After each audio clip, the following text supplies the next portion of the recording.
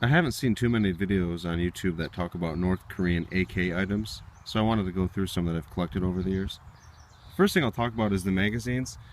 North Korean AK magazines, specifically the Type 58, which is the North Korean designation for their copy of a Chinese type AK.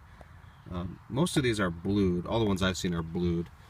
And most of the ones that I have Eastern European style bodies with Chinese style followers. And there are some Chinese magazines that are like this and some that are also unmarked. So I suspect these were produced in China and then later marked with the North Korean proofs. I don't know if you can see that, but they have a little star proof that has a circle that kind of surrounds the star, not to be confused with Tula, which is a Russian arsenal that's similar. And there's another style here. It looks almost identical to a Chinese flat black. It has a similar blued, kind of a dull blued finish. Of course, the Chinese or Asian style follower. But you can tell by the spot welds in the back, it's not Chinese. This is a North Korean magazine.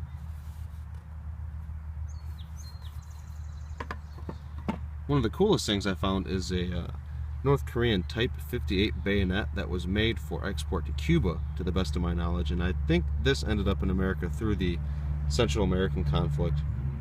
Has a nice Bakelite type grip. Of course, it is a bayonet, so it's supposed to be mounted on the Type 58. Nice, it's like a chrome, kind of a hard chrome plated blade. This is a sheath for it. It's kind of a blued steel. I believe most of these items are from the 50s and 60s. Here's a North Korean sling. I believe that this one is for also the Type 58. I have a couple of these laying around. This isn't really that hard to find, but the magazines are. The magazines typically go for around $100. They're not something you'd ever want to run. I'm sure they work fine. It's just more of a collector's mag, not just something you want to use at the range. I also have a mag pouch to go with the mags. A lot of these probably came in with Chinese items, and I suspect some of these were probably made in China, or at least made on Chinese equipment, given to North Korea by the Chinese. One of the most interesting parts of my North Korean collection is an actual 7.62x39 round. This one happens to be a tracer round. It's kind of a green tip.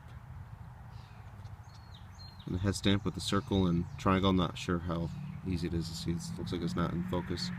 I have a couple of these. I'm never going to shoot them. They're, again, a collector's piece. But yeah, if you have any items from North Korea or any stories on them, feel free to share. I'd be interested to hear about them. I have a couple more mags, but they're all pretty much the same. If you want to try to find North Korean mags, you want to look for ones that are either advertised as such, or maybe you can find them in a pile. They usually have, like I mentioned before, Eastern European style bodies with Chinese followers. The biggest thing you want to look for, though, is the little star and triangle proof on the side. Sometimes you get like half of a proof. It wasn't quite a good strike. That's what you want to look out for, and there's some detailed pictures online you can find. The flat blacks typically are a little bit more, or flat backs rather. These run usually a little bit more than $100, but they're pretty interesting. Again, nothing you really want to run at the range. I'm sure they work fine, but you don't want to scratch up your $100 mags when you can buy, actual Chinese ones for $25 a piece, or any other ones that we have in the surplus market. But yeah, feel free to ask any questions in the comments. Bye bye.